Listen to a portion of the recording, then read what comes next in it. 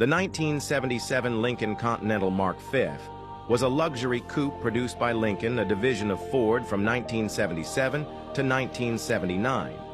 It was one of the largest two-door coupes ever built, known for its bold styling, plush interior, and powerful V8 engine options.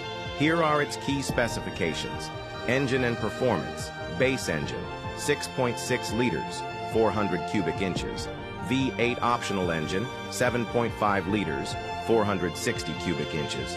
V8, available in some markets.